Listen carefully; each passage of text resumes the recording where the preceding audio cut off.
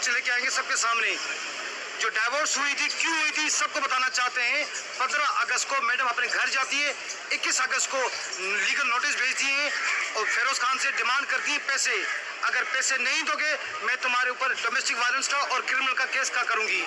That was the legal notice. हमने पूरी career में ऐसा कोई लीगल नोटिस नहीं देखा जो वाइफ हस्बैंड से क्लेम करे पैसे दो नहीं तो तुम्हारे खिलाफ डोमेस्टिक वायलेंस और क्रिमिनल केस करूंगी।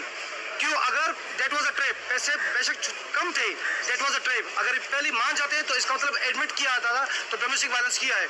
तो ये फैसला, तलाक का फैसला बड़ी मुश्किल से ये फिरोज साहब ने दिया था। बिकॉज इस तरह कैसे हो सकता है हस्बैंड वाइफ इस तरह लीगल नोटिस भेजे और धमकियां दे क्रिमिनल केस की, डोमेस्टिक वायलेंस की। हमने हर चीज कोर्ट को खोल के पढ़ाई है और सारी साफी इस चीज की गवाह हैं।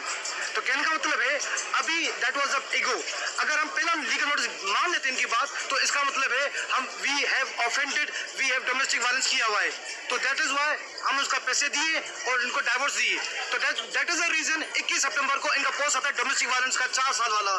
तो उसको रोकने के लिए गाजियाबाद में हमने एप्लीकेशन लगाई ताकि इनको रोका जाए, केस की मेरिट को खत्म नहीं करे। अगर इनको कोई एलिगेशन से अब प्रॉपर फॉर्म में जाए, उधर नहीं गए, इसी गाजियाबाद के केस में, कस्टडी वाले केस में इन्होंने डॉक्यूमेंट्स जमा करवा दिए।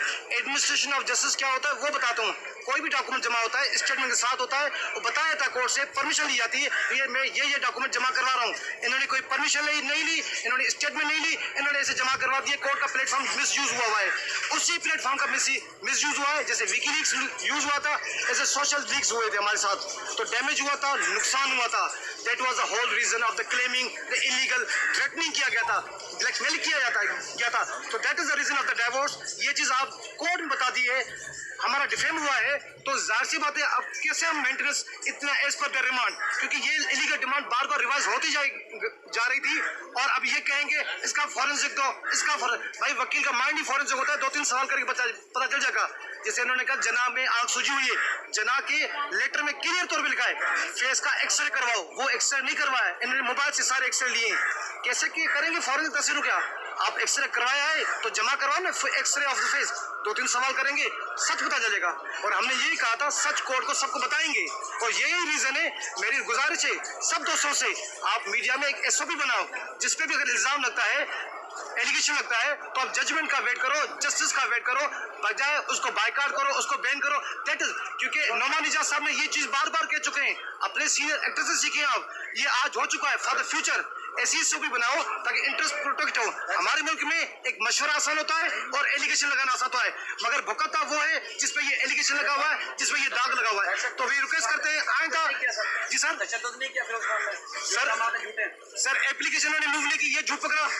इनका लीगल नोटिस, अपना दिया हुआ लीगल नोटिस जो पहाड़ की तरह है, वो पकड़ा, वो कोर्ट को पढ़ के बताया सर इन्होंने अगर पैसे नहीं दोगे तो डोमेस्टिक वायलेंस का केस करेंगे और क्रिमिनल केस करेंगे। कैसे हस्बैंड कैसे जिंदगी गुजार सकता है जो वाइफ के है पैसे दो नहीं तो ब्लैकमेल हो जाओ, नहीं तो पैसे दो नहीं तो मैं केस करूंगी।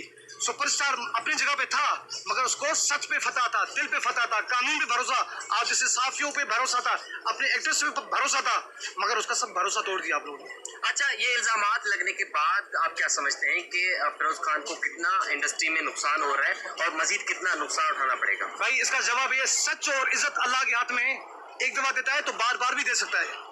अभी नुकसान हुआ है माली तौर पे, ऑब्वियसली क्योंकि नुकसान इसको नहीं कह सकते, ये मिसअंडरस्टैंडिंग क्रिएट की गई थी और हमें इधर दो कहा कैमरा बोलते हम लॉ अबाइडिंग है। भाई लॉ अबाइडिंग सारे दोस्त हैं, लॉ अवेयर नहीं है, आप कानूनी बात इस तरह नहीं कर सकते। इसी वजह से हम मीडिया को रिक्वेस्ट करते हैं, सोशल मीडिया को रिक्वेस्ट करते हैं, एक्ट्रेस को रिक्वेस्ट करते हैं, बिफोर जजमेंट आप अपना जजमेंट नहीं दो। किसी का कैरियर खराब हो रहा है, किसी का जिंदगी खराब हो रहा है आपकी वजह से, आपकी एक रिएक्शन की वजह से। You have to see the other side of story. मेरे ख्याल में ये लोग स्लोगन होना चाहिए, हैशटैग होना चाहिए, you have to see other side story in the future. हम इस केस की बात नहीं करें, इन द फ्यूचर लोगों का रोजगार है, लोगों को मेहनत की हुई है, अब पानी फेर देते हो किसी झूठे इल्जाम में, तो ये रिक्वेस्ट हमारे साथ। मुस्तफिक मलिक से ट्वीट से पता चलता है कितना नुकसान हुआ है। Everybody is thinking under review. भाई हम दुआ करते हैं ये अथवा किसी के साथ ना हो एलिगेशन का। जब आप पे सिविल और क्रिमिनल चार्ज लगेगा तो हम पूछेंगे, फेयर ट्रायल ड्यू प्रोसेस तो मांग रहे हैं। मैडम को अभी भी एलिगेशन है, हमारे पास सबूत बहुत है, हम दिखाएंगे। भाई सबूत क्यों, केस स्टार्ट करो ना, इन्वेस्टिगेशन स्टार्ट करो, डोमेस्टिक वायलेंस का एफआईआर करवाओ ना। आप धमकियां क्यों दे रहे हैं?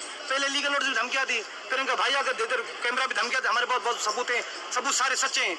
भाई फॉरेंस वकील का माइंड ही फॉरेंसिक होता है, 2 मिनट में पता चलेगा सबूत कैसे सच्चे। अच्छा ये बताएं कि आप पहला ट्वीट से हमने कहा था we expect respect and support and respect.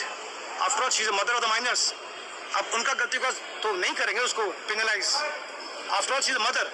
बच्चों की वजह से we will still extend the respect, still extend support. हमारा नुकसान हो गया, हमें ऊपर वाले पे भरोसा है, आप लोगों के दोस्तों पे भरोसा है, इंशाल्लाह ये रिकवरी हो जाएगी। इंसान का ये भी खुदा की तरफ से एक आजमाइश होती है। ठीक है। की मुलाकात होती रहेगी बच्चों की, और जो मजीद जो मेंटेनेंस का किया था तो हमने सारा सच, मैडम का जितना ईगो था सारा बता दिया। उसके बेसिस पे आप लायबिलिटी डिटरमाइन करें, 20,000 लायबिलिटी और प्लस एजुकेशन एंड मेडिकल जितना भी इनवाइस देंगे अनलिमिटेड करेंगे, अनलिमिटेड। मगर पॉकेट मनी 20 इज रीजनेबल, क्योंकि ये कंटेंजेंट लायबिलिटी है, एक दफा एस्टेब्लिश हो गया तो करेंगे। अब मीडिया का क्या रिएक्शन आएगा, डायरेक्टर्स का क्या रिएक्शन आएगा, मुसद्दक मलिक साहब का क्या रिएक्शन आएगा, तो we have to request, you have to see the other side of story. And मैं तो कहूंगा अब इसमें आसिम साहब एक गाना बनाएंगे, we have to see the other side story. उन्होंने कहा डिटेल्स जमा करवा लें, हम एक डिटेल जमा करवा देंगे कि कौन कौन से हमारे प्रोजेक्ट अंडर रिव्यू हैं, कौन कौन से चल रहे हैं, बिकॉज वी पेनलाइज्ड। हम इसका दावा नहीं करेंगे मैडम के। और सोशल मीडिया पे एक चीज चल रही थी, एफआईआर हो गई, डिफेमेशन हो गया मैडम के खिलाफ। हमें कोई डिफेमेशन नहीं किया, हमें गार्जियन वार्ड में एप्लीकेशन दी थी। मकसद था हम डे 1 से इसके खिलाफ थे, सोशल मीडिया में बात नहीं जाए। हम डे 1 से ही कहते मैडम एलिगेशन से कोर्ट में जाए, प्रूव करे, मगर इस कोर्ट का प्लेटफॉर्म यूज करके, प्रूफ के हिसाब से यूज करके लोगों ने समझा अभी सबूत जमा हुए सजा मिलेगी। अभी ट्रायल स्टार्ट ही नहीं हुआ, इन्वेस्टिगेशन स्टार्ट हुई नहीं, प्लेटफॉर्म यूज किया जाए। तभी तो कहते हैं लॉ अवेयर है, लॉ अबाइडिंग कोई नहीं है। लॉ अबाइडिंग है आप लोग, लॉ अवेयर नहीं है। कानून का पता होना चाहिए। क्या बोल रहे हो मैं कैमरा साहब? ठीक है।